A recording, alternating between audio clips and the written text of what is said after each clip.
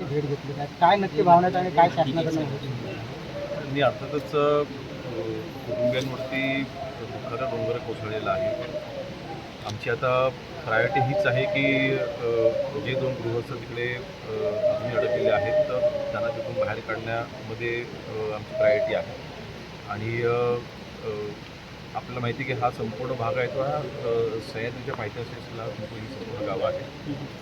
संध्याकाळच्या नंतर कुठलेही बचावकार्य करता येत नाही. प्रचंड पाऊस असतो, अंधारामुळे करता येत नाही. परंतु तरीसुद्धा NDRFची टीम 30 जवान इथे आहेत आणि ते प्रयत्न करत आहेत. माझा विश्वास आहे पुढच्या काही तासामध्येच ते सापडतील देखील. पोखरेन देखील आम्ही आणला होतो, तो देखील तिकडे बसलेला आहे, तो देखील अडकलेला आहे. बचावकार्यामध्ये पावसामुळे अडचणी येत आहेत, परंतु नक्कीच प्रयत्न आमचा चालू आहे. आता काय शासनाकडनं आपल्या काय मुख्यमंत्र्यांशी बोलणार आहे? आणि माननीय मुख्यमंत्री मोदी यांशी मी येतानाच त्यांच्याशी मी संवाद साधायचा प्रयत्न केला होता. परंतु डोंगरखोऱ्याचा भाग असल्यामुळे त्यांच्याशी संपर्क तसा काही होऊ शकला नाही. परंतु जी काही प्राथमिक चर्चा आमची शासनाची भूमिका आहे त्यामध्ये अर्थातच मी स्वतः इथे आहे, राज्यमंत्री म्हणून देखील शासनाचा एक प्रतिनिधी म्हणून देखील कुटुंबियांना सगळ्यांना आश्वस्त करू इच्छितो. 100% जे वारसदार आहेत त्यांना योग्य ती मदत देण्यात येईल. ज्या घरांचं नुकसान झालेलं आहे त्या घरांना पुन्हा उभं करण्याकरिता शासनाला 100% मदत करण्यात येईल.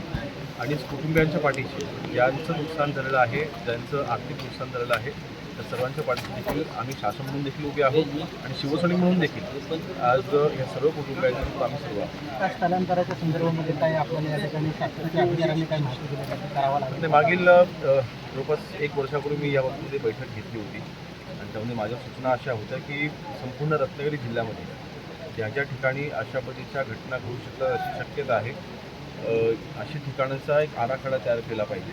त्या त्या गावांमध्ये जिथे जिथे शासकीय जागा आहेत तिथे आपण स्थलांतरित करायचा प्रस्ताव आपण ग्रामस्थांसमोर ठेवला पाहिजे. शासकीय जागा नसतील तर खाजगी जागा आपण बघा, त्या आपण भूसंपादित करून घेऊ. त्या ठिकाणी आपल्याकडून येतं ते आपण बघू. कोणी अनेक ठिकाणी काही दानशूर व्यक्तिमत्व असतात, ते आपली जमीन अशा वस्त्यांसाठी, अशा घरांसाठी करण्याकरिता द्यायला तयार असतात, तर त्यांची आम्ही प्रयत्न करू. जोपर्यंत जागा उपलब्ध होत नाही तोपर्यंत नक्कीच या बाबतीमध्ये हा पर्याय उपलब्ध होऊ शकत नाही. म्हणून आम्ही त्या प्रयत्नामध्ये आहोत. आराखडा पुन्हा आम्ही जिल्ह्याचा एक तयार करतो आहोत आणि धोक्याच्या ठिकाणच्या जागा जी घरं आहेत त्यांना स्थलांतरित करायचे यामध्ये आम्ही प्रयत्न करतो.